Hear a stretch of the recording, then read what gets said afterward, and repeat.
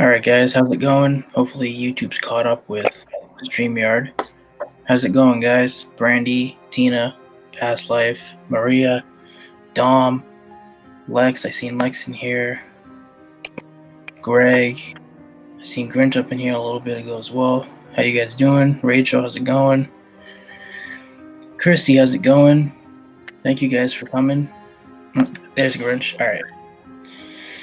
So tonight's live stream is gonna be a good one. I got my beautiful girl with me, Jenn, the Mortician.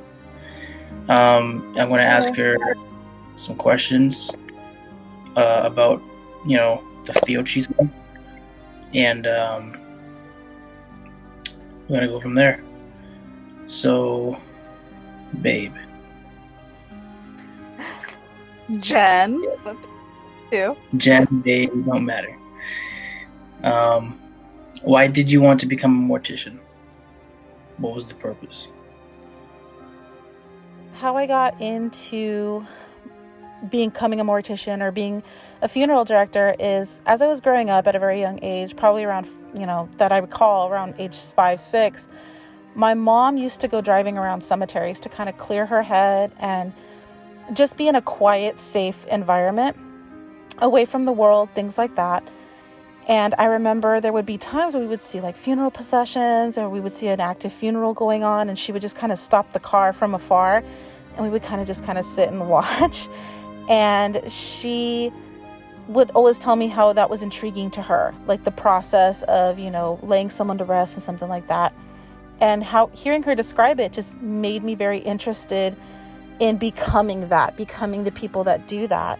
So as I grew older, I looked into what it would take to become a funeral director, and I got into working for the medical examiner in San Diego, California, in my early 20s, doing body pickups from scenes. And I did that for a little while until I got pregnant with my first daughter, and didn't want to do that anymore because of the nature of it and the possibilities of what I could have encountered and, health risks and stuff like that. So I stopped doing that, and I still wanted to be of service in the industry.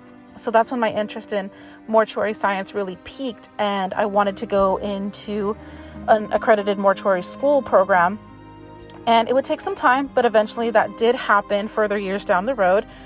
And I'd worked in funeral homes as a funeral arranger, which you don't need certifications for.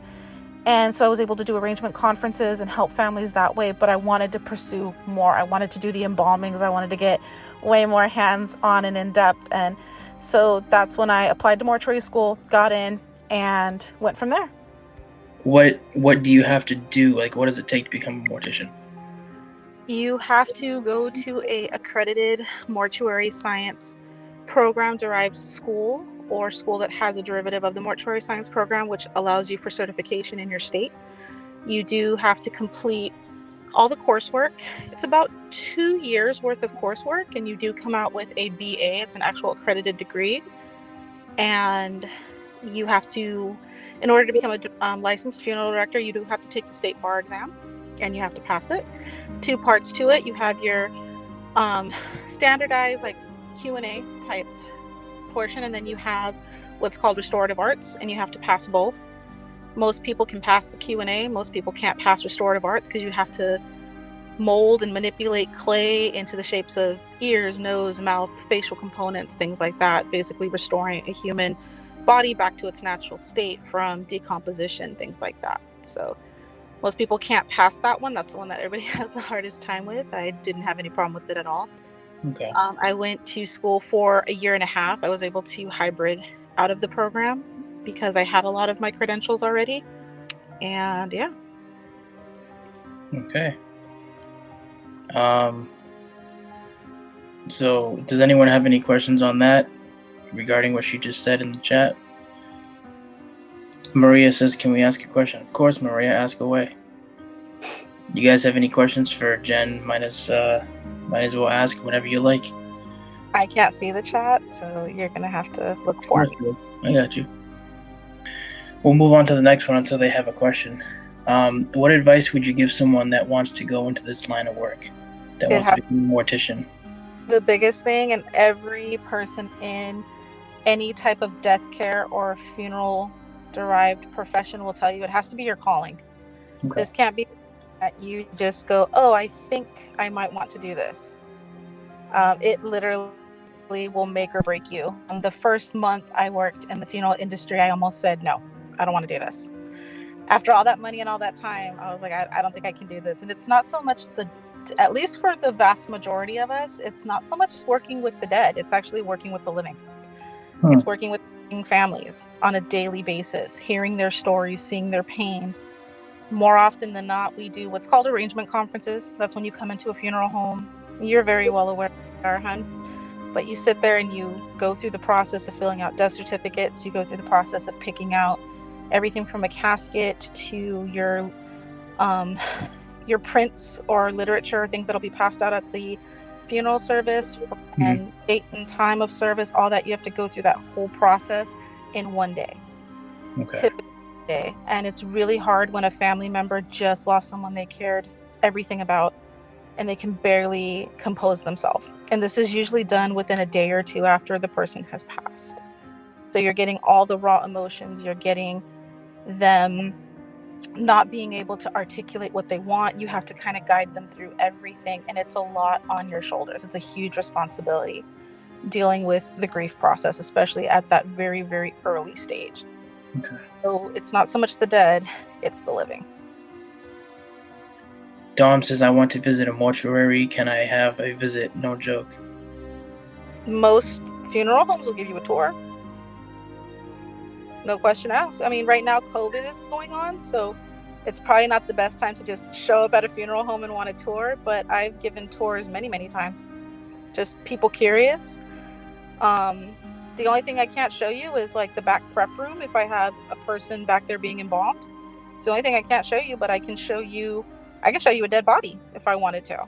It's not illegal. So it's just something of, basically the funeral home owner's discretion, but most will give you an actual tour of most anything. That's actually a good question too, because I didn't know that. Yeah, if you ask nice enough, like I said, it's to the discretion of the owners, but most of the time you'll find that they're kind of cool with it because they like to keep people from having that stigma that it's a scary place. To answer questions instead of you assuming, because there are a lot of people out there that assume things go on in funeral homes that do not happen. And we would much rather people understand that and get their curiosities taken care of in the right way than assume and be afraid. Okay. Maria has a question, and before I continue, I do want to say, if you don't feel comfortable answering a question or not comfortable with that question, you can just say move on from it, or tell her you don't want to talk about it. But her question was, have you ever found it hard to do a person like a child? Absolutely. Every time. There's never a time where you are disenchanted or numb to working with a child. I cry every time. Brandy, have you ever made contact with spirits where you work? Absolutely. Tina said I was going to ask that too, Brandy. I can go into more detail if people would like. If Maria would like that, then you can. That's up to her. Jared said that he was just saying what's up and misspelled what he was typing earlier. No problem. Brandy says, yeah. Sorry. Wendy says, yeah. I would think so. I'd be losing it. Brandy says, I could not imagine that part of it. Yeah, it's hard. My job is very hard. Every day I come home, and it's one of the reasons why, babe, I tell you I don't talk about my work. Right. Because I leave it there. Otherwise, I'm taking that grief and those emotions home with me in my safe space. That is my safe environment where I don't talk about work.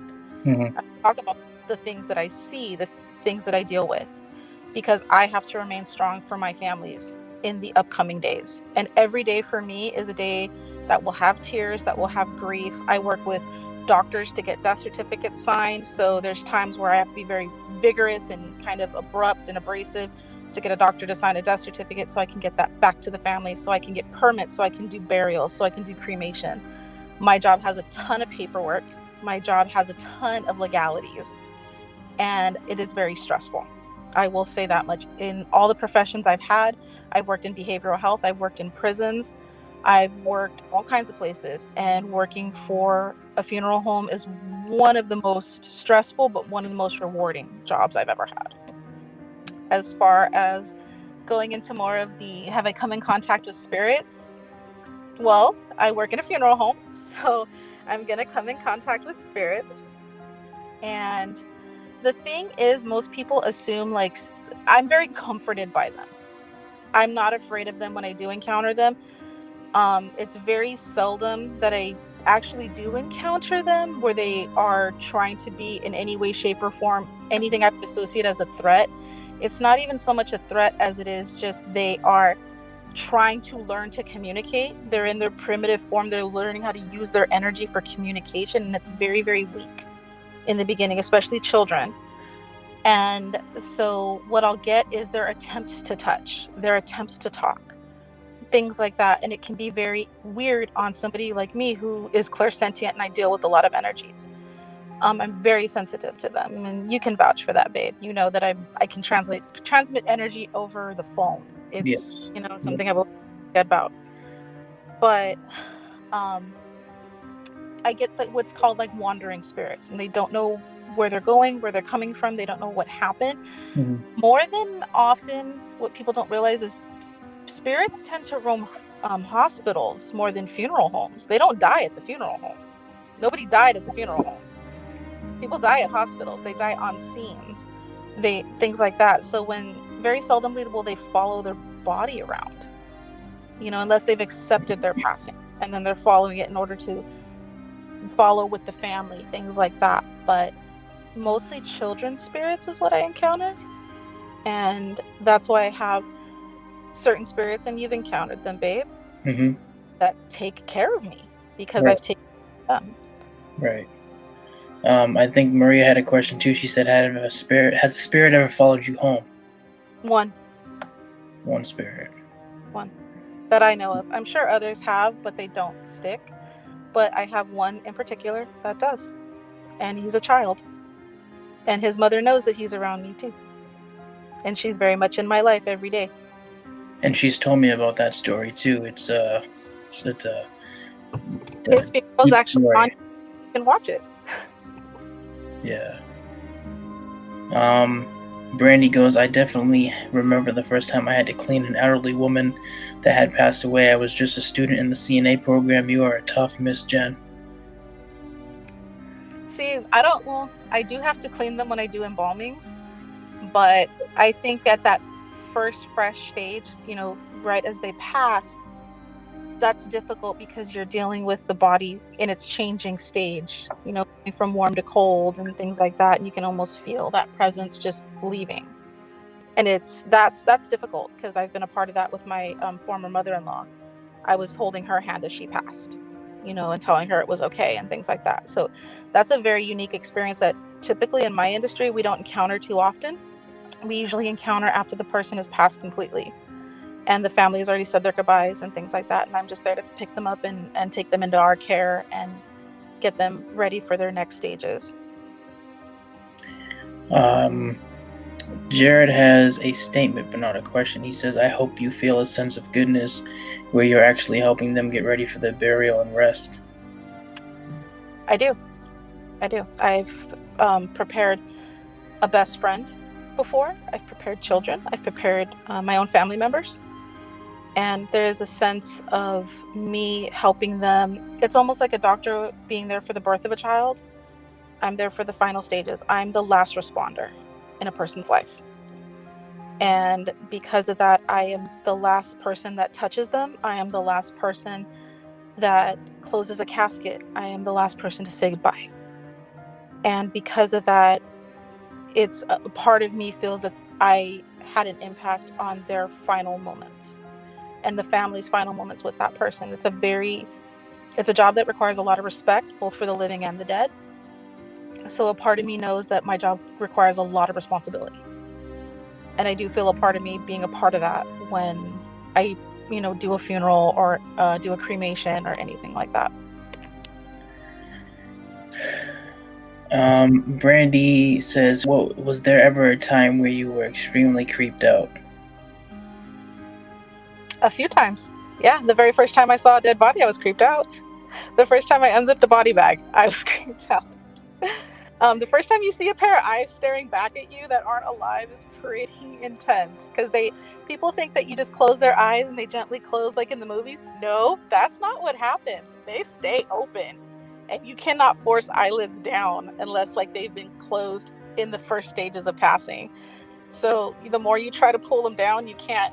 That's done in the embalming process when we put the lens caps on and stuff like that. So closing the mouth, all of that's done with sutures. That's not, I don't just close your mouth, and your mouth will just drop, your jaw will drop because of gravity. So I have to sew your mouth shut from the inside. Things like that. It's, not to be too graphic, but that's just the honesty of it, and it can be creepy at times. People think that that's a creepy thing, is all that I do, but it's just part of the process. And the first time I had to encounter doing an actual embalming, that was creepy, seeing all that you have to see. The first time I did an actual autopsy, assisted on an autopsy, because I used to work for the medical examiner as well. That was creepy, seeing somebody from the inside. So there's many components of my job that are quote unquote creepy, and you just kind of have to look at it from a scientific approach and realize that it's just anatomy, that person's no longer there. If you keep the attachment of the soul to it, it becomes more creepy, it becomes more intense. If I disassociate with that, then I can just look at it in the medical aspect and I can get through my day. I don't know how I'd handle that either. It's not for everybody. Your calling. It's not. Cassie says, how do you deal with working with children? I'm assuming after they passed. Like how strong or how, thick-skinned do you have to be to actually work with young people like that? I know a lot of funeral directors. I know a lot of arrangers that will not work on a child case. They will decline them, and it's not saying the funeral home declines it. They just pass it on to somebody who's willing to work with children.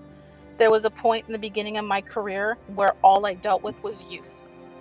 They sent me the suicides. They sent me the accidental deaths. They sent me the abuse cases.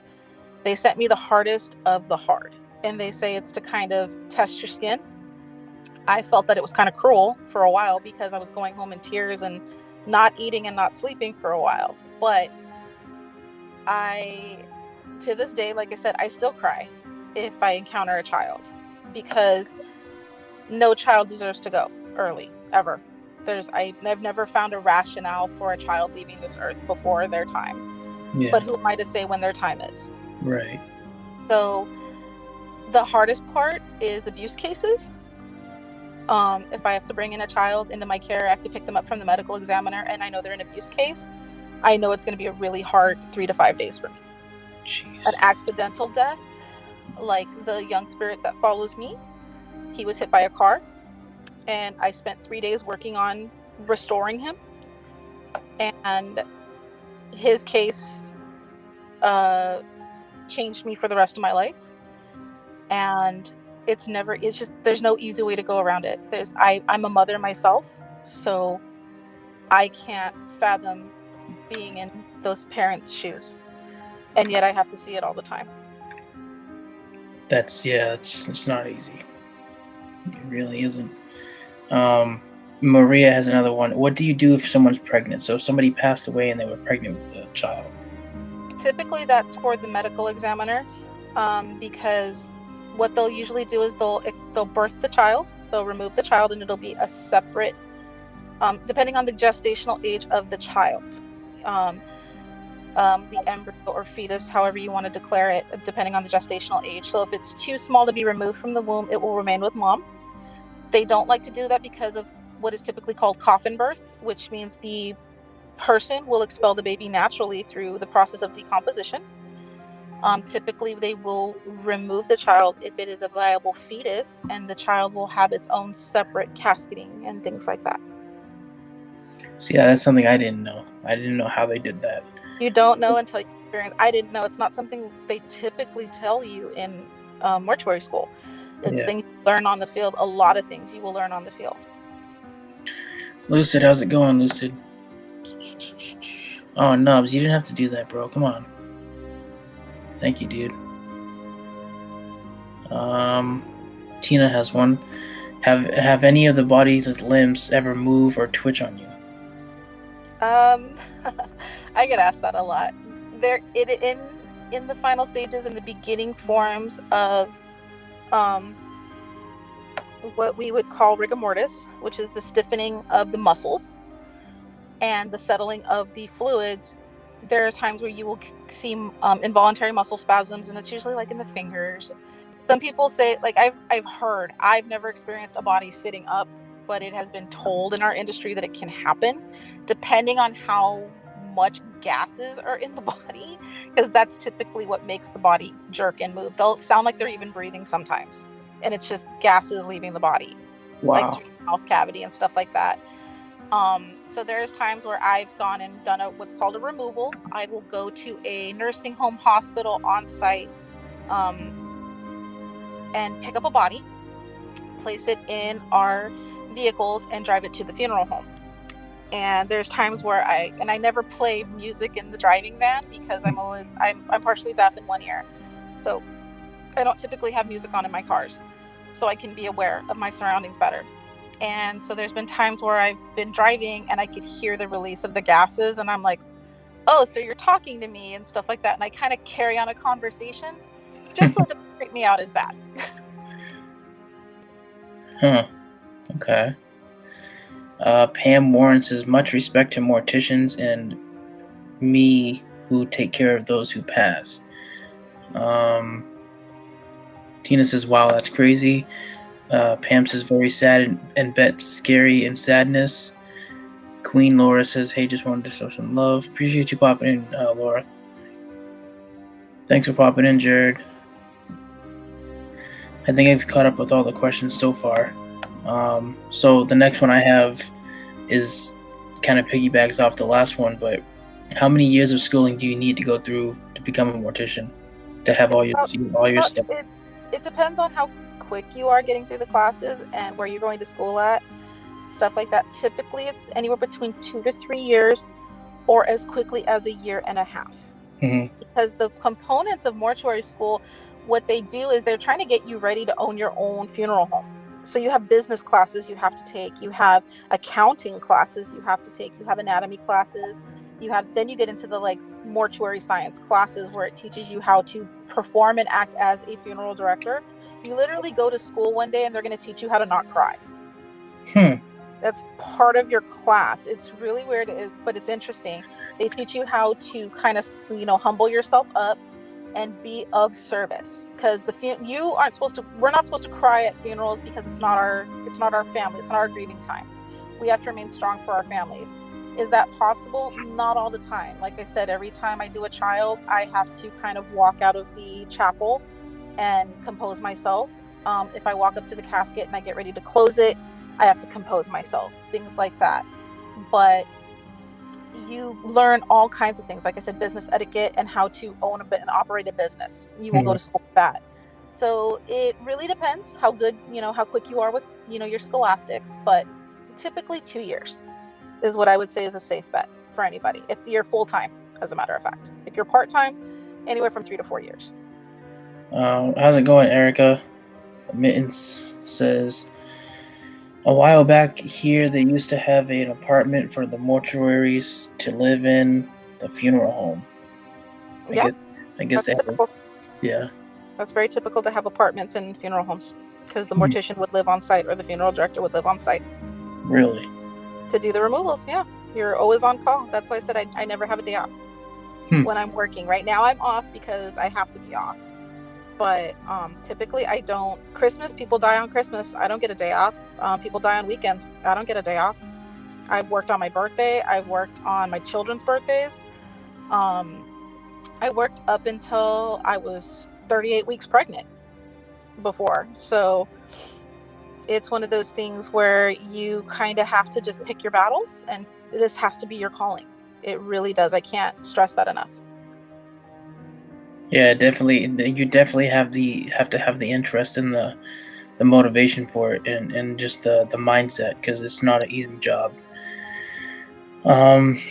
So where did you go to school for a mortician? I went to school at Commonwealth Institute of Funeral Services in El Paso, Texas. I did it online. I didn't go to Texas except to do my embalmings and to do my finals. How did they first teach you? Like, this question is not on that, but how did they first teach you how to embalm bodies? Like, how would you start it? It's all practicum. So you're gonna have a body in front of you, and put your gloves on because you're gonna get dirty. That's what they teach you. That embalming, you can be a funeral director and not be an embalmer. You can be an embalmer and not a funeral director. A lot of funeral directors, even though we're licensed and we have to actually learn embalming, a lot of us won't perform it because it is such a interesting component of the job. I will say that much. It's not as bloody and gross as people think. You're going to make a few incisions, you're going to insert some stuff, and you're going to pull blood and fluids out and insert restorative chemicals. And that's what you do. Then you sew them back up, you seal the wounds, and then you wash and dress the body. Okay. So it's not as bad, but depends on the form of decomposition. So sometimes I can get somebody who's been out in the elements for 3 to 4 days, and they're bloated and their skin is black and all kinds of stuff, and I have to restore that if the family wants to have open casket. Oh wow.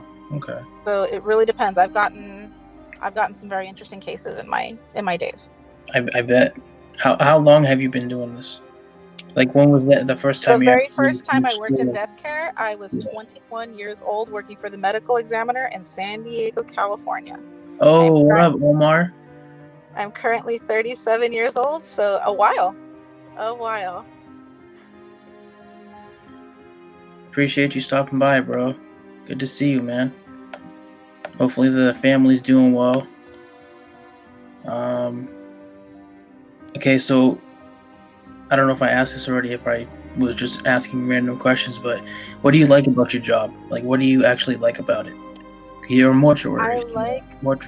I like being of service to families. I used to work in an event production company that specialized in weddings, so I've done the happiest days of people's lives and I've done the saddest days of people's lives.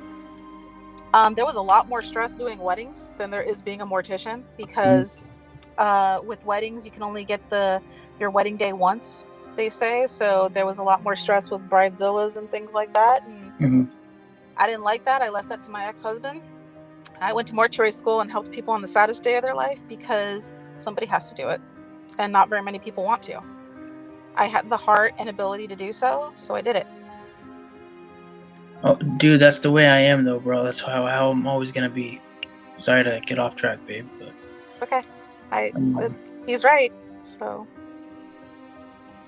you're always amazing. Appreciate you guys, everyone. Thank you guys for being here. Okay, so piggybacking off of that question, what do you dislike about your job? Something that you terribly just hate completely about it? I hate the stigmas that people have about my industry. I hate the questions I get asked sometimes. What kind of questions do you get asked that you don't like people asking? If we have sex with our cases. You've got questions like that? Yeah. What? Do you guys, because I'm also a cremationist, do you not cremate the bodies properly? Do you stack bodies? Do you do that? Like, I get asked horrible questions. What? Yep. And it's part of the stigma of my profession, because there have been some, I ain't gonna lie, there's some botched funeral directors, there's some botched funeral homes. Exactly, yes. But people have asked me ridiculous things, and because people have been told ridiculous things. Right. And it's not that once upon a time, somewhere, somehow, someone hasn't done something really disgusting and given us that stain on our profession. Yeah. It's just, to me, it's so mind-boggling that it would occur. But yeah, I get asked questions like, have you ever met somebody who's done that? Have you ever, I get it asked all the time, and I have to prepare myself for that. When I go to a meeting of some sort, like if I go to a party and somebody's like, oh, this is Jenny, she's a mortician, or a funeral director, however you choose to refer to me. And I get the people that'll sit there and go, okay. And I can always tell it in their eyes when they're going to ask the questions. And I just prepare myself, and they'll go, so have you ever? And I'm like, no, I haven't. Have you? And that's how I refer to it. And that's how I answer the question. People have nothing better to do but ask questions like that. Like, they're just... It's juvenile. And yeah, it just is what it is. I just deal with it as it comes. Have you had any type of paranormal experiences? If so, what kind? The best ones were always when I worked at the medical examiner. We had a residential spirit. He was an older gentleman. He liked to play with girls' hairs and play with the hair on the back of your head and stuff like that. And I remember one night being by myself. I had just done a pickup. It was a motorcycle accident. Nope. And I was just done. I was done with my night. I didn't want to talk to anybody or anything. I had dealt with enough blood and guts for one night. I just wanted to be done. So I was walking to the break room to go make myself some tea, and I saw a gentleman standing at the end of the hall. Full apparition. It wasn't an apparition to me. It looked like a gentleman standing at the end of the hall. And I said, sir, can I help you? And he just stared at me. And I was like, oh, he didn't hear me. Okay, that's typical. Maybe I'm speaking low because I'm partially deaf in one ear, so I never know if somebody can audibly hear me. And so I kept walking up to him. He did an about face and walked through the wall. I went back to the break room and sat there for the rest of the night until my shift was over. Wow. I told my boss about it the next day, and he said, you met Alfred, our residential ghost. Yes, he likes to do that. And I said, oh, thank you for telling me. I'm going to go home now. Wow. Was that your first time experiencing a full body apparition, or was that have you already seen something like that before? I'd seen stuff like that before, but it's different because I wasn't anticipating that, because I was in a medical building and there was other people there. Not many, but there was the possibility of there being somebody there. So I wasn't thinking, oh, that's an apparition. I wasn't anticipating that. In the other times that I've encountered it, it was more anticipatory.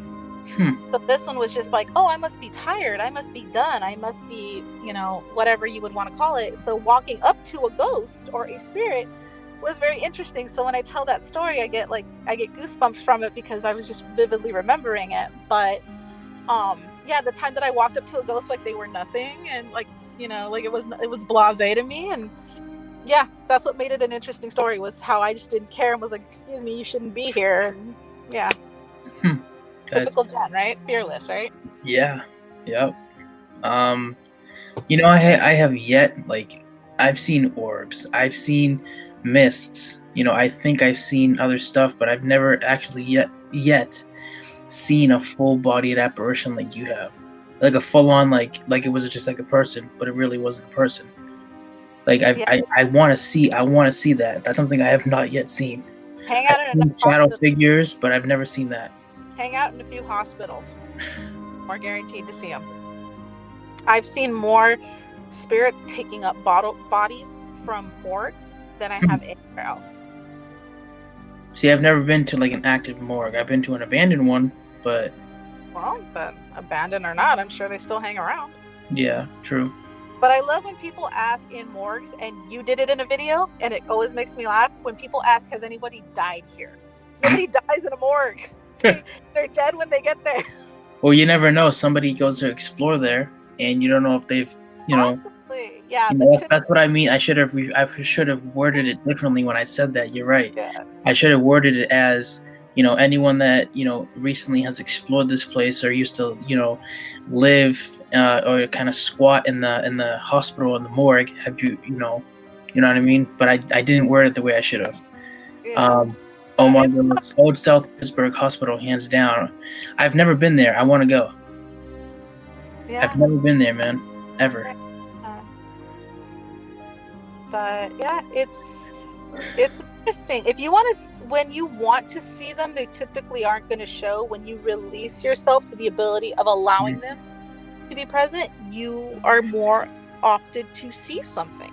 And that's how it always is though with anything. You expect something to happen, it's not going to. You don't expect something to happen. Yep. Basic law of attraction. Mm-hmm. You sit there and say, I want to see it. The universe has nothing more better to do with itself than to mirror you and say, yes, I know you want to see something, but right. you're not. Yeah. Exactly. I remember that, Greg. They did go to they went to an active crematory. Where they had one for dogs or animals in general, and then people. How many years have you been a mortician, and how much longer do you see yourself as a mortician? I plan to retire. Okay.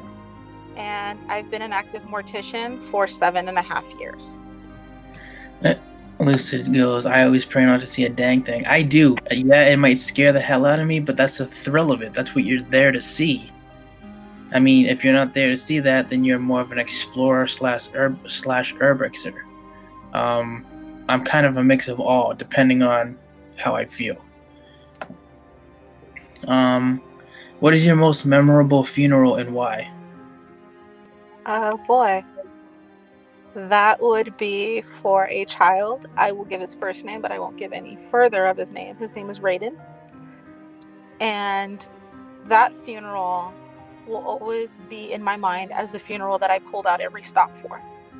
Because young Raiden was 5 years old, was crossing a crosswalk, in the crosswalk, but because he stepped out right before the crossing signal hit, a driver not paying attention in a Chevy Silverado doing 65 through a red light hit him.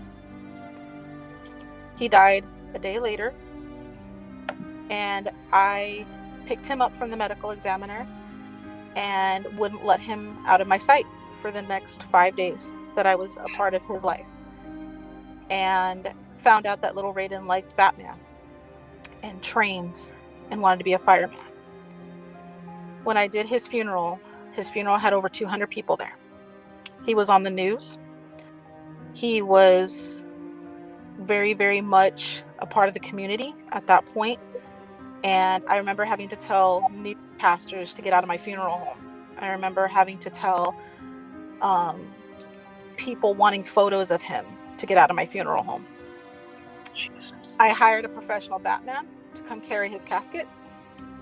I had the local fire department bring a fire engine to do his balloon launch at the funeral home. I even timed his funeral to when the passing train would come through and called the station and had them pull the horn 5 times in honor of him. Wow. That funeral I gave everything to, and that is the funeral that will stick with me for the rest of my life. And I'm still in contact with his family to this day, and I spend every Christmas with them. That's a funeral you can see on YouTube. Wow. Every time I hear that, even though I've heard it before, it's just... That's crazy. See how life can change so quickly and you don't even know it, that no matter how old you are or how young you are. Just like that, blink of an eye, snap of a finger. Lori goes, I couldn't do a job like that. I would give me the creeps. I don't care how long I'm at it and get the creeps anyway. Mittens says, when one sees an apparition, usually you don't realize it right away. Then you question it afterwards, unless you're in an area that's abandoned or empty. Take care, Gabriel. Thank you for popping in. Lucid said, bless your heart, you're amazing. Erica says, bless you, that's amazing. He was looking down and smiling, I'm sure. He hung out with me in the funeral home. He didn't have to look down, he was there. He used to lock me out of rooms and stuff in the funeral home while he was there. Brandy says, you're an angel, Jen. Greg says, very heartbreaking. Tina says, you are amazing, Jen. And I don't see myself as any of that. I just see myself doing what everybody in my industry should do. Oracles, Cassie says, death knows no age. It really doesn't. No, it doesn't. It comes like a thief in the night. Never prepared. we can all go to bed tonight and not know what our day holds for tomorrow. So Absolutely. we have to cherish everything we have. Everything. Yes, bro. Yes, it is.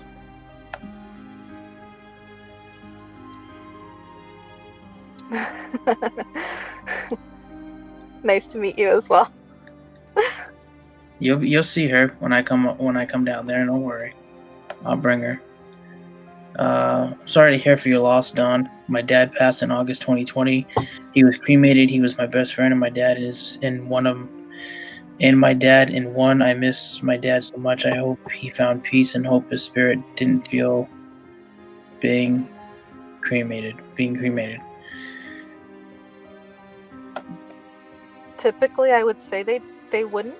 Why would they? But True. I don't know. I've never been cremated. So. That's another question then. Have you actually cremated bodies or just? Yes, sir. Okay. Many. So leading to that question I just asked, every time you've been cremated a body, have you ever had one of them kind of like, how can I word this? I guess, have you ever had one of them kind of like come back or kind of like twitch or kind of make some like sort of movement as by the time that, let me explain something about cremation before this might help answer that question a little bit for you.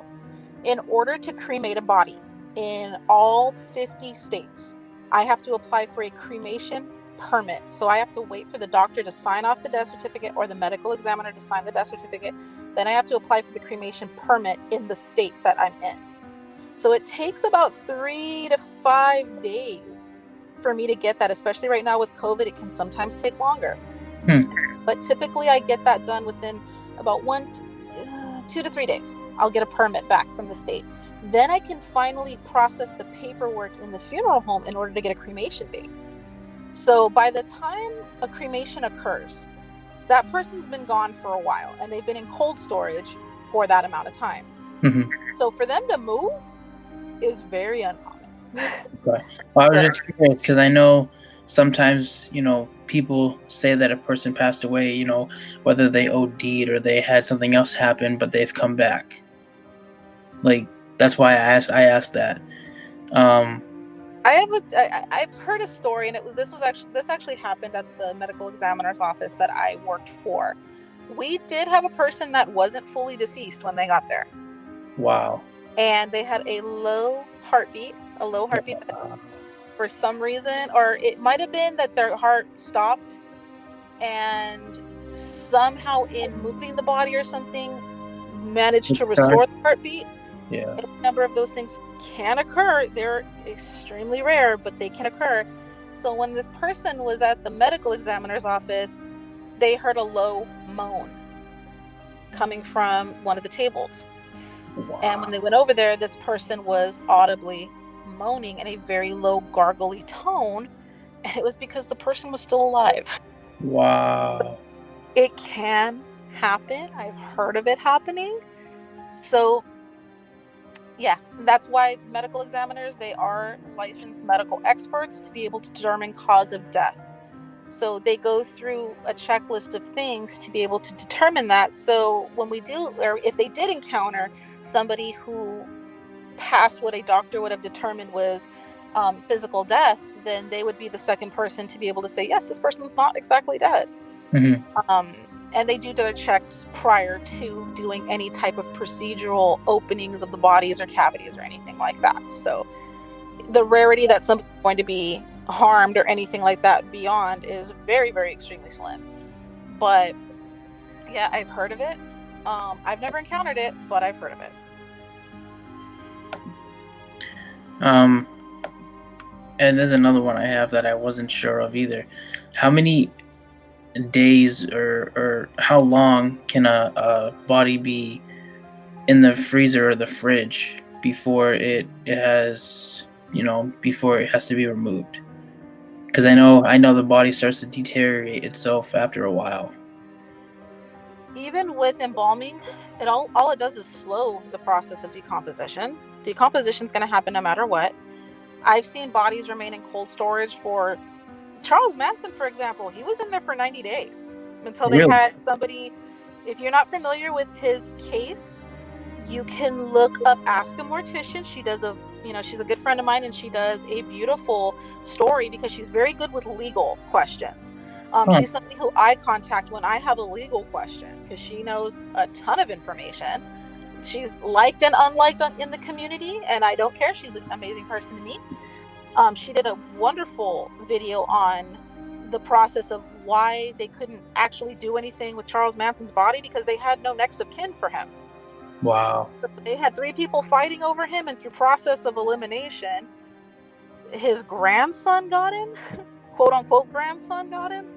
Wow. And so it took a while. They had to go through the courts in order to get his body released to a next of kin. So yeah, it's a really interesting case if anybody's intrigued by that. But I've seen bodies, if you can't pay for your funeral, you remain in cold storage until you do. Until the county picks you up. So it can be even more than 90 days. Sometimes I've seen them in there for 6 months. Holy crap! And they don't deteriorate like that, like just. They do. Okay. So I'm assuming when they do, they don't. They're not. We call them leakers. We call them leakers. They start to ooze, things like that. They remain wrapped in a body bag or whatever the funeral home places shroud wise on them or anything like that. But I mean, I don't want to get too graphic into it, but a body is going to decompose. Yeah, of course. That question up there was for you from Cassie. Do you have to prepare mentally for this job 110% every day? Yes. Absolutely. Every single day it does. But I have to keep my focus. I've been doing it long enough to know where my focus needs to be. If I break that focus, it can break me. So when I'm one of those people that is I have my processes for everything. So I don't let many things interfere with those processes because I know what it takes for me to perform my job. Mm-hmm. So. God, Maria has I don't know if it's a question or a statement, but this one is, wow. I'm sorry for your loss, Maria. Before I say anything, I'm sorry for your loss, truly. She says, my son-in-law shot himself in the head. How did they make it look like nothing happened? Depends on who was his embalmer. Gosh, I love you, Maria. I hate to say how we do it. I've used things from plaster to clay to grinders. We use what we can. We do everything we can to make them look as they were when they were alive. And we have different tools and tricks. There's no always and there's no nevers. So we do what works in those cases. Because the end goal is for you to see your loved one as though they were sleeping. Wow. And babe, I worked on your grandfather. Yes, you did. And I made him look as though he was asleep. It was my honor and my duty, and with all my respect, to be able to do that for your family. I love you. I love you. Today's even a harder day for me because today marks 1 month. Exactly 1 month he's been gone.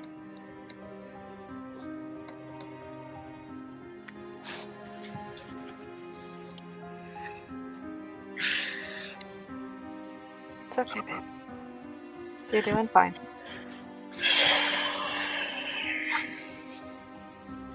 Pink videos, how's it going? Melissa served up with love, how's it going?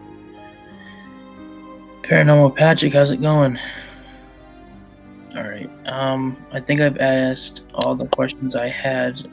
Does anyone else have any questions for Jen that has recently just popped in? Or anything like that? Feel free, any questions, statements, whatever it may be. Trying to think if I've missed any questions too.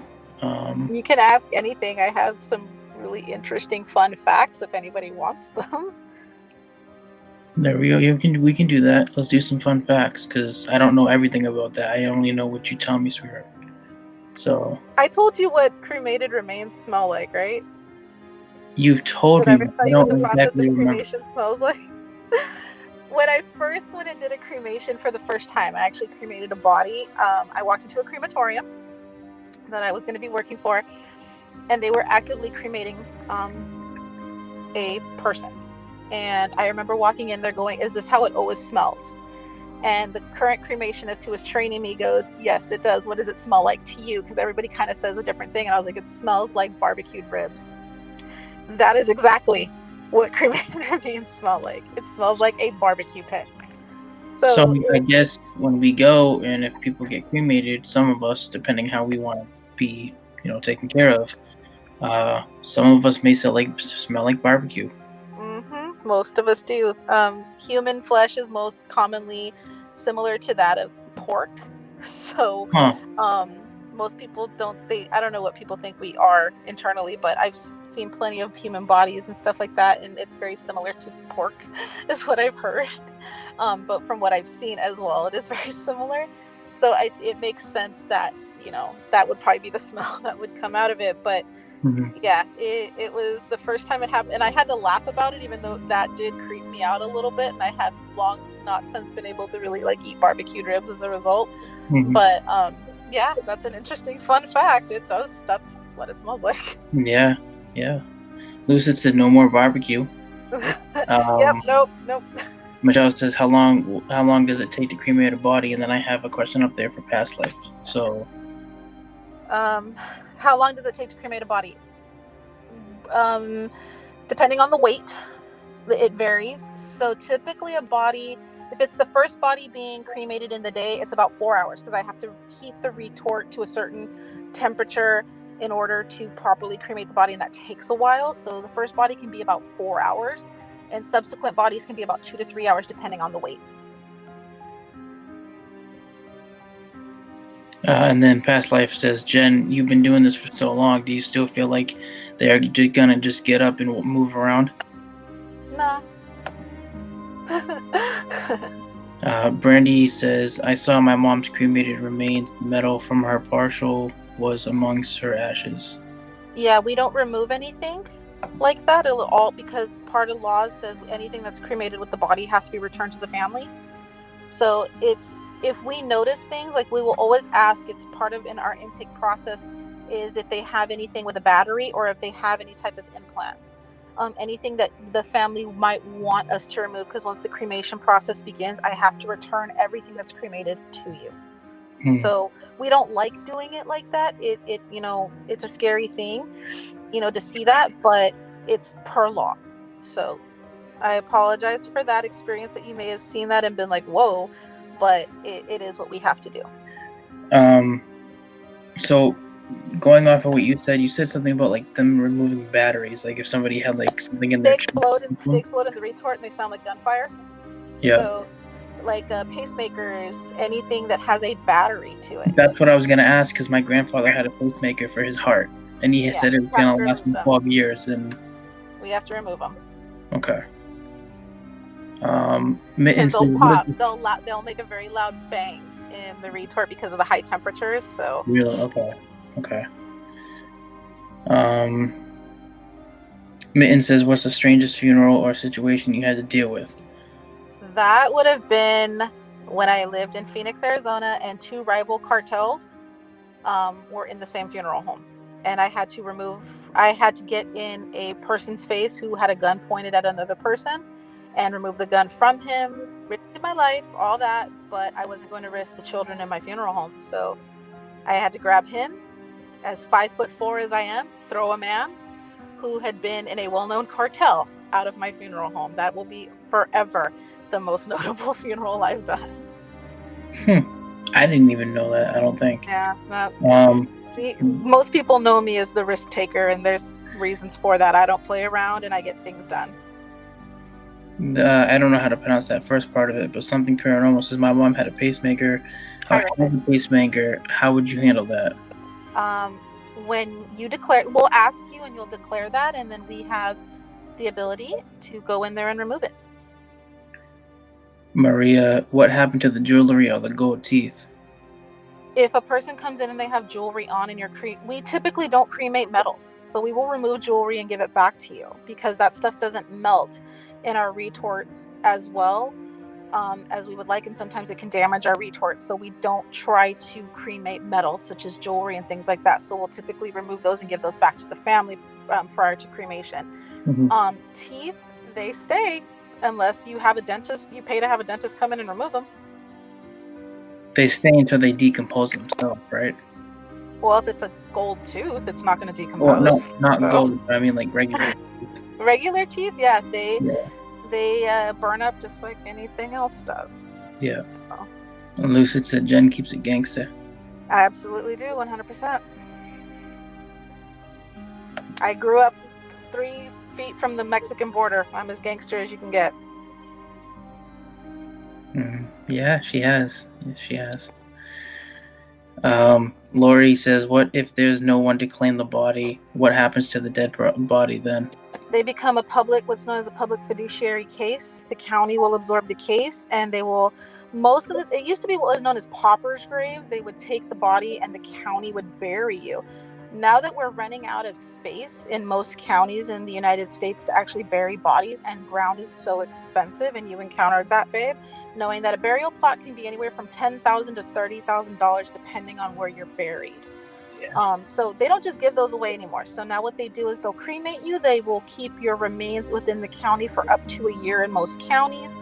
And then from there, they will place you in what's called a niche with a serial number. So if at any time somebody decides they want to claim your remains, the family member will pay to have the niche opened, and then the remains will be given to the family.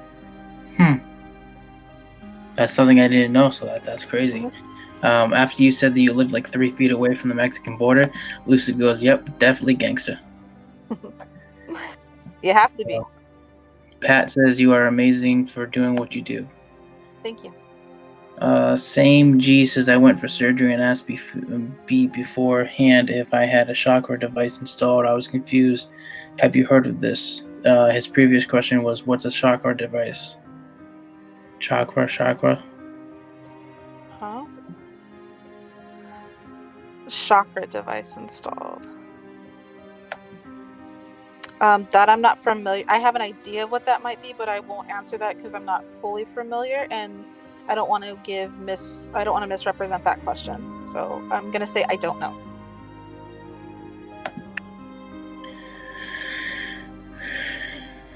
Mittens has a question. When did I realize I want to go into this profession? To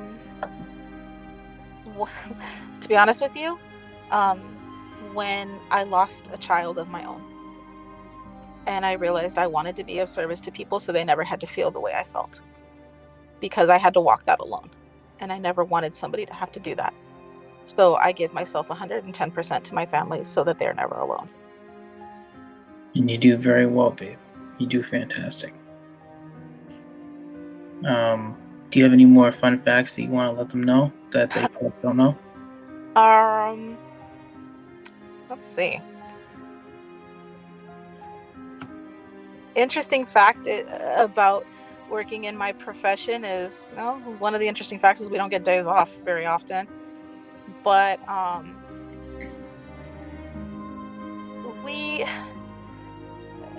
what a cool thing about a dead body is when it starts to lose its hair. Yeah. Had family members come up and they'll try to touch hair and have hair come out in their hand, things like that. Or I have a family member that'll come up and go, why do they look like this? And they'll start touching things, and I'm like, you might not want to do that. And they'll encounter things like plastic wrap on the arms and stuff like that because they've had wound care and stuff like that. So it's interesting when you see a family member that's just very touchy on things, and I have to remind them, well, they're a little fragile right now. So especially when families choose not to embalm, I have to be a little bit more reminding of them that, they can have things like skin slippage and stuff like that, which is literally the skin slipping off the body. Oh. Yeah, I've had to encounter people doing that, and then freak out over it and have to go over there and touch up bodies on the scene. So I've dealt with my fair share of fainters. People like to jump into graves too, especially widows. when their spouse passes away, they'll jump into graves. I've dealt with a lot of grave jumpers. They'll jump literally on top of the casket. Wow. And I have to sit there and go, we can't drop the casket with you like that. I'm going to need you to get out. But there's some people that grief is a very unique and interesting process for everyone, and it makes us do very unique and interesting things we would never think we would do. I can tell you right now, like, I could say I would never do that. That is so insane of me to think of somebody just jumping on a casket and being like, no, you can't take my loved one away. But I've seen even the most rational and hardcore people break at funerals. So it's real interesting to see that process. So yeah, there is such thing as grave jumpers, people that'll jump into graves to tell you not to take their loved one away. But you're not really taking them. They've already been gone. Their soul has left their body. So I don't know why they would say you're taking them. But I've never seen that or actually heard of that until you said that. That's interesting. It's like I said, grief is an interesting process. So they know I'm not taking them, but that's what it feels like. Yeah. Because an impulsive sense is a feeling. It's not a lot of logic, hun. So it's actually an absence of a lot of logic. So right. We tend, like, most people will grieve at a funeral and think they could have done more to save that person or be more for that person, when we all know we've done and been everything we could. So you'll see people just really cave into the sensation of the loss and the idea of what they should have been doing or anything like that. And in that, they will cultivate a sense of, extreme emotions and extreme reactions. And it's our job in our profession to, kind of hold them together and do what it takes for them. I've had to catch many, many fainters in my time, stuff like that, and sit there and use smelling salts and get people back up and stuff like that. It's just part of our job. We do everything we can to give a family what they need in order to grieve properly or to the best of their abilities. Dawn has, I don't know if it's a question. Oh, yeah, she has a question. I just lost my last grandparent, my grandmother, in January too, Fluff. But she was not embalmed. She, in her 80s. When she passed, she had liquid coming out of her mouth. What was that? Could have been, well, not to get too graphic, but death can be graphic. What happens with most, especially since she wasn't embalmed, that was just fluids. It's a process known as purging. So what the body will do is it'll create gases within inside, because natural decomposition is bacteria and gases that are occurring within the body. And what it'll do is it'll press fluids forward and it'll press fluids and stuff downward. So bodies do interesting things in decomposition process. I don't glue eyes shut. Eyes I do glue shut. Mouth I suture shut, because people tend to want to open mouths and stuff like that at funerals. I don't know why. They do. They like to touch. So you can use what is known as a suture gun, or you can do the old-fashioned way, which is through the nose and through the mouth and stuff like that. I prefer to suture, because the gun doesn't always work. Mitten says, how do you handle it when other cultures that have their customs and religion that has to be handled in different ways? I handle them as they come. I'm very familiar with you actually in mortuary school learn about different cultures and the death process for different cultures. Like the people from the Church of Jesus Christ of Latter-day Saints, they come in and dress their own bodies. So we reserve time and space for them to be able to come in, and they actually spend time washing and caring for their deceased. So in the community I lived in was a lot of LDR. So, and they, it's very well known that we schedule with them when they're going to have their congregation come in, or I think it's called a congregation. I apologize if that's not what it's called. They come in and they will do that process and get them prepared for their funeral. Shadow Hunters, how's it going? Lori says, I have pens in my hips and a Harrington rod in my back. How would you handle that? Would you give that back to the family, or? I would ask them if they wanted it back, because those are typically things that won't fit in an urn and I can't pulverize them in the machine.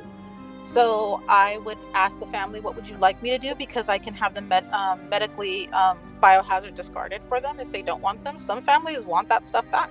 So I just clean it up and I put it in a biohazard bag and I hand them back.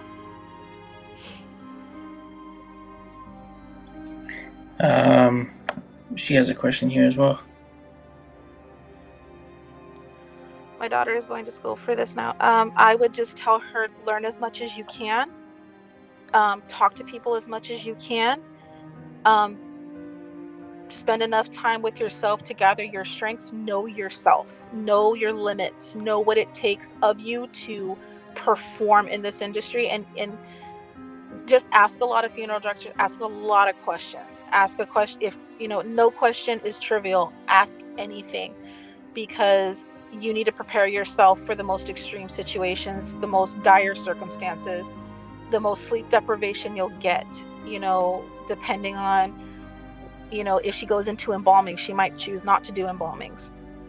And if she does, she might be working overnights of 12 and 16 hours, dealing with this stuff over and over again. Kind of like what I do. I do a lot more embalmings than I do anything else, because a lot of people, especially right now during COVID, don't want to do them. So I take the extreme cases. I take whatever comes at me, because families need that. Families need to be able to have their funerals. And I have fought in my county for my families to have funerals. I actually went up against the board and gave them options for the COVID cases and stuff like that, so I could restore funerals in my county. And it's tough, but I take my profession extremely serious. And it has to be your calling. You have to just know that this is what you're willing to do and do everything it takes for it. Brandy says, you, ma'am, are an incredible human being. I am just a human being. Not that incredible. I have my bad moments. You are to me, though. Everyone has their bad moments, babe.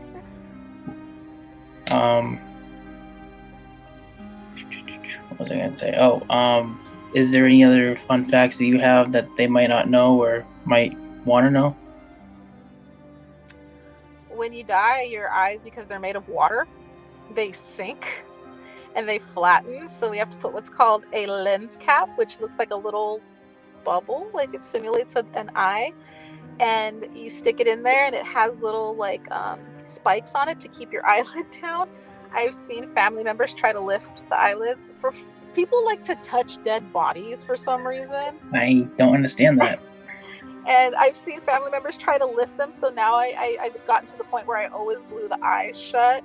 Some people just do the capping and with the spikes and stuff like that to keep the eyes closed. But I now formally use super glue most of the time. But I've seen family members try to open those and just flip out. Like I said, I've seen family members try to open mouths. I also glue the lips closed for that reason, even though I suture the mouth closed. But yeah, it's interesting the colors you'll change when you're decomposing. I've seen people turn bright Smurf blue. That's an interesting one, depending on what the bacteria and the gases are in you. Yeah, it's real interesting what the human body does after it stops being alive.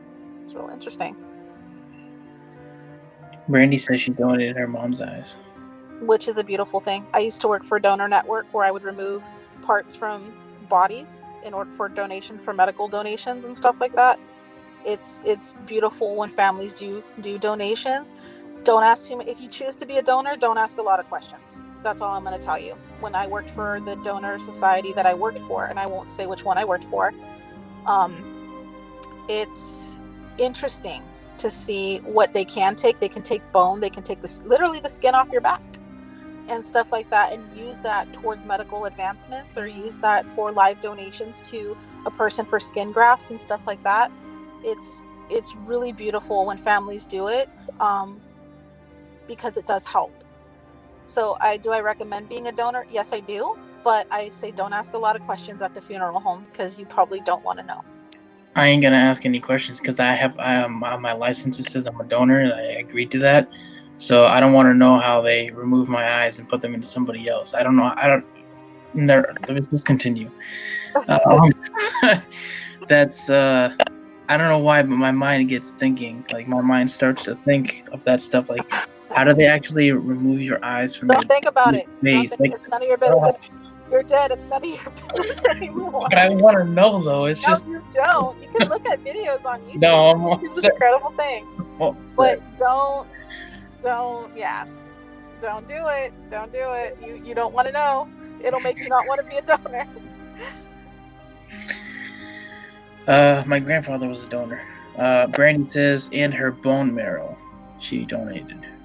Her mom's Yes, bone marrow. and that is something that very few people think to donate. That is one of the hardest things to donate. It can be the most painful in a living human being to donate. So that's incredible. That's an amazing thing to donate. I almost forgot about Erica Thorpe's question. Do you apply the same type of makeup, or is it special makeup, Jen? Okay.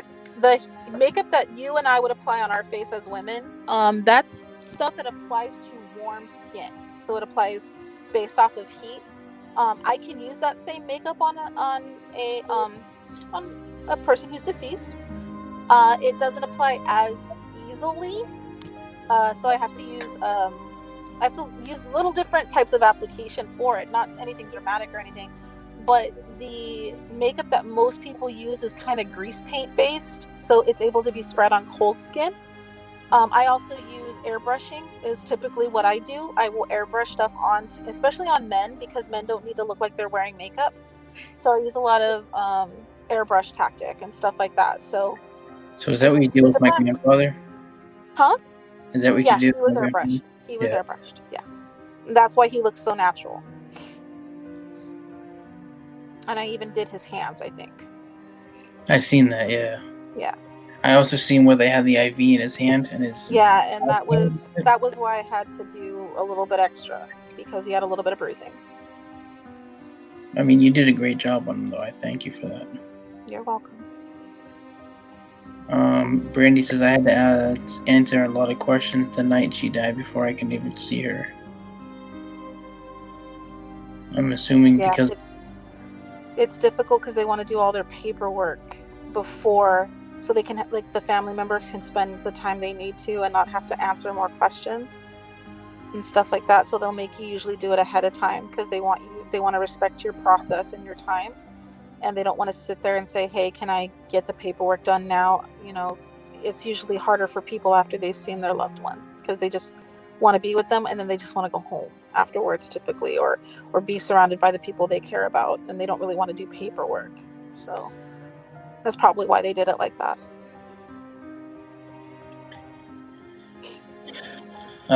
Any other fun facts or? Not that I can think of. Okay. Yeah, no, your hair will change color sometimes. Will it? It won't stay the same? Sometimes it lightens. Depends. It really depends, because the cells die. People say that your hair is dead cells. Not really. Your hair is actually very much alive, just like your nails and stuff like that. So I've seen on gentlemen, their hair get lighter and stuff like that. Your facial hair looks like it's growing, because what'll typically happen is the face will dehydrate, so the follicles will open more and the skin, like the hair, just looks like it's longer. So a lot of people will ask me questions like, does your hair and nails continue to grow and stuff like that? And debatable. I've heard of it and I've heard no. So I've done a few excavations where they've brought a body back up that's been buried or entered into a mausoleum and stuff like that before. So I've seen a body that's been post-mortem for 20 years. That was very interesting. I've seen what that looked like. And what? I can't see the chat, so you have to tell me. Well, at least my hair will grow like I want it to then. It's possible. Erica goes, ooh, will my eyes finally turn green or blue? LOL. They turn like a cleary blue. It's interesting. Like a sky blue, or more like a clear, or like a milky? Well, I mean, if you have brown eyes, they're not going to all of a sudden turn crystal clear blue. Okay, let's get that fact out of your head. But they do lighten. It's interesting. Very interesting. All right. I think everyone was well interested. We still got 34 people in here after an hour and 20 minutes. I've maintained the chat that long. That's awesome. Yeah, we had over 46 people, almost 50 people in here. Is there any other questions for Jen? You can ask anything. I'll do my best to answer it. Yeah. And if she don't feel comfortable answering, she'll just politely decline answering, depending on the question. Okay. Tina has a good one here. That's something I wanted to know too. How long is the process of decomposition once buried? The process of decomposition starts right away. We can slow it down with things like embalming and cooling, but if it's really it depends on the climate, it depends on the altitude. Some people take a lot longer to decompose than others. It's really subjective, to be honest with you. Typically, like, a body will decompose to a level of decomposition within 5 to 10 days, which what we call is a level 3 decomposition, which means that the body has begun to ooze and, sorry, graphic, but it is what it is. And the skin will begin to kind of slough off the body, things like that, to what you guys would assume is like, that more, dare I say, zombie state. And then from there, just kind of however long it takes. It's all bacteria and gases and things like that. So it has a variable. So I'm assuming, and I could be wrong, or I don't remember, but when the body starts to decompose, does it just go back into the earth? Like the bones start to deteriorate too? The bones will remain in the casket, but fluids, things like that, it seeps through. Take that as you want. Oh no! Hey, no, I'm not denying it. I'm not, that's. No, I'm just saying, like, let your mind play with it as much as you want. It's just, I mean, it is what it is. We're made up of primary water, so that's something to consider. True. Yeah. All right. I think that's it. I don't know if anyone has any other questions, or thank you guys for coming to the stream this evening, and it's been a very good one. It seems like you guys have been very interested in it. I have a question for you, gentlemen. You, young man. I have a question for you. Okay. How does it feel to be engaged to a mortician? Amazing. What do you like about it? I get to see how your work's done eventually. I've never actually been in like a. Is it creepy? Is it creepy being engaged to a mortician? No. Why not? I would think it would be. Not to me, no. No. What questions do you have for me? I know you got questions. Well, what do you mean by questions? That's just more vague. Yeah, what questions do you have about my profession? Oh, did we get a congratulations? Yeah. And there's Grynch after lurking the whole damn hour and a half. You don't want no chloroform. Shut your mouth. Grynch, you're gonna be popping up here after the stream's over, bro. So you'll get all the chloroform you want. And Wacky will help you out with that. If Wacky's got chloroform, I ain't driving to LA.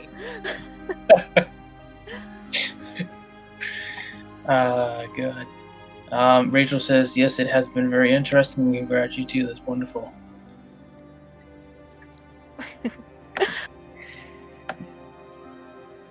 No questions from you, babe? I mean, I kind of asked the questions that I had in mind. If I had any other ones, I don't know them off the top of my head right now. Alrighty. I mean, obviously, I probably have questions afterwards, but right now I don't. Did I ever tell you about the time I drove the hearse through the drive-thru and forgot I had a body in the back? No, you've never. No, you've never told me that. Oh my gosh! I think we're sticking around a little bit more. Grab your food. I was starving. I had been up all night, and I had to go pick a body up because you are allowed in certain states to have funerals in your own home still. So I had to go pick this body up that was having a home-based funeral or a home-based wake. And I was starving, and I wasn't thinking, and I drove through a McDonald's in the hearse with a body in the back. And I went to go get my coffee and my stupid like sausage McMuffin, and I'm just not thinking, and I ordered, and people are staring at me, and I was so used to driving the hearse, or the funeral coach as it's called in many places. Wacky, And, there you are. And so yeah, the person handed me my food, didn't even take my money. They were like, just go, because I had backed up the drive-through so bad because people wouldn't get behind the hearse. So yeah, that was interesting, and I completely forgot that I had a casket in the back. So yeah, that's hilarious. It was funny in hindsight. It wasn't funny at the time. Guys, I felt bad about it. For everyone popping in the stream now, I know it's almost an hour and a half, almost an hour and 25 minutes, but y'all have to go back to the beginning and watch this because this is very interesting. You guys are gonna like it. Honestly, I think, is there any way I can try to edit this to slightly cut it down a little bit to make it like a video? Do you think? I don't know. Maybe. If that's okay with you. I mean, if I have it as a live stream. Now.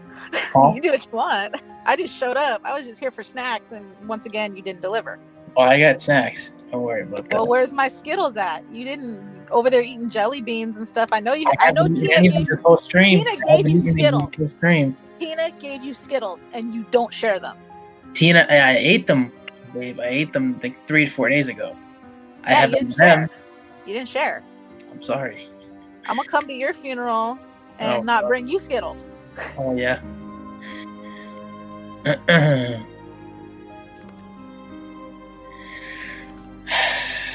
We still got 40 people in here.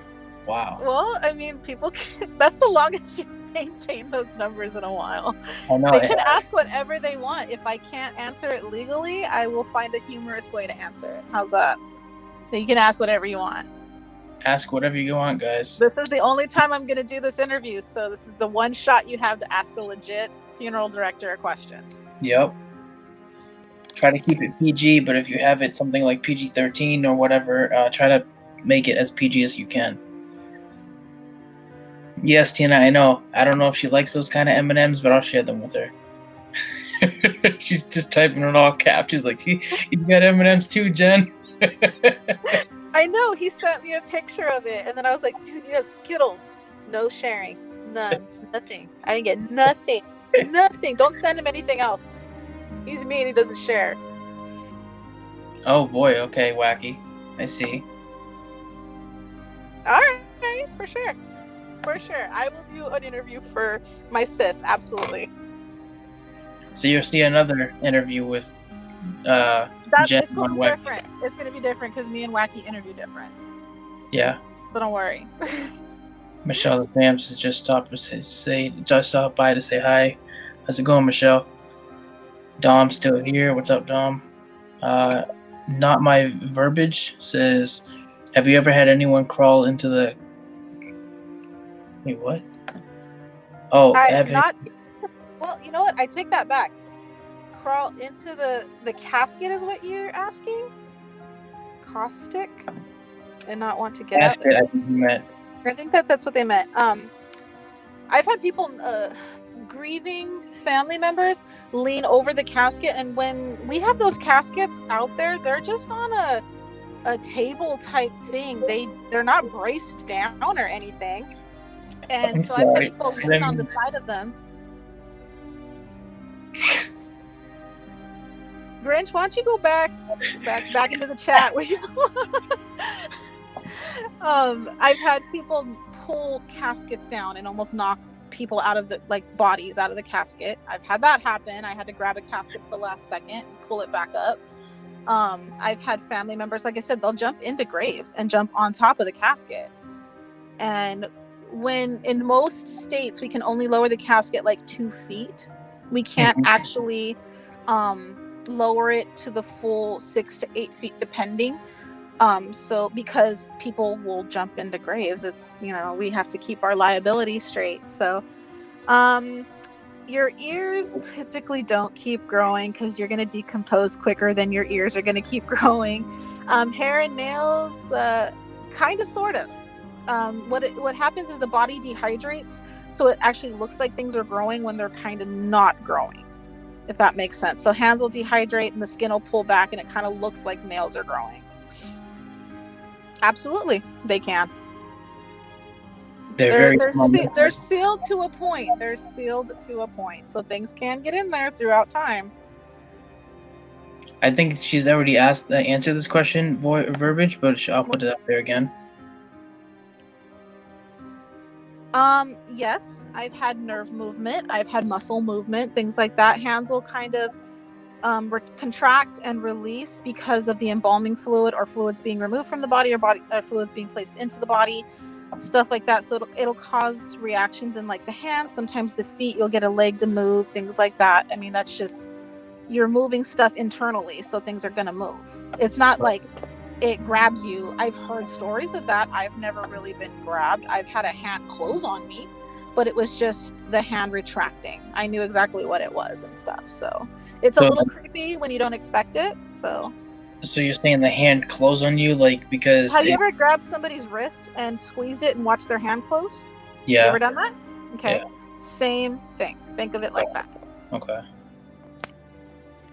I think verbiage came in at the very last point because I think they're kind of asking or some similar questions. But what is the hardest part of your job, and do you feel spirits? The hardest part of my job is being of service to the families that are going through the hardest time in their life. Some families, especially for the elders, where it's, grandma, grandpa, and they've lived a long life and stuff like that, and they're just happy they're at peace. They're a little bit easier to work with. But in the case of like, a child that's passed, or a youth that's passed of some sort, or a spouse that's passed before their time, the family is grieving in the most extreme, dire situations. And they are barely eating, they're barely sleeping, they're barely coherent, and they're making some of the most extreme decisions. And it's very hard, and I have to be composed, and I have to actually sometimes think for them. And that can be very hard, and that can be very draining. And do I see spirits? Yes. I'm going to go ahead and let you just kind of go back to the beginning where I talk about when I worked at the medical examiner's office and I got to see a full body apparition. I'll let you kind of go back and rewatch. Yes, please. I encourage everybody to go back to the beginning of the live stream in the middle and watch the whole thing over. Grab your snacks or whatever you need, but even if it's too late for you tonight, watch it tomorrow. Wacky asked this question: have you had paranormal experiences in this job? Absolutely. I work in cemeteries, I work in funeral homes, and I pick up bodies from hospitals, so there's gonna be some activity. And don't you, is it always or sometimes you pick up a body from a person's home? Because I know there's certain laws that state where if a person is under the age of 18, no matter how they died, they're going to the medical examiner's office in most counties. If a person is under direct medical care from a physician and they are of advanced age, then if they pass at home, the funeral home can pick up from the home. So like, let's say my 73-year-old grandfather who's been on respite care passes, the doctor knows why that person's passing. So they will be signing that death certificate saying, yes, I know exactly what happened. We were anticipating this passing, and they will release the body to the funeral home directly. Anything that is undetermined goes to the medical examiner for determination. Okay. I think I'm going to wrap it up so we don't keep leading this on, but it's been a very good stream. Thank you, babe. And thank you for the fun facts and all that. Everyone in the chat, thank you guys for being here. Like Tina said, I'm going to put this up once more for a little bit to let everybody know it is a must rewatch for anybody that has not. And what I'm going to do is I'm going to download this to my computer, or Grynch's, since he's going to be the one helping me with it. And I'm going to edit this as much as I can. It may be an hour. We may cut maybe a half hour out, depending on, the in-between pauses of the stream.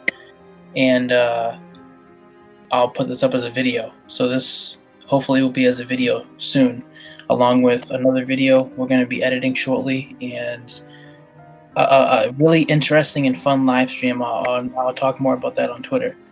But thank you guys again. Wow, we still got 36 people in here. Thank you guys so much for being here. I love you guys so much. I'll see you all on Wacky's Live. Yes, whenever she sets it up. Thank you, everyone. Thank you for spending time with me. You guys take care in the chat. You guys have a good one.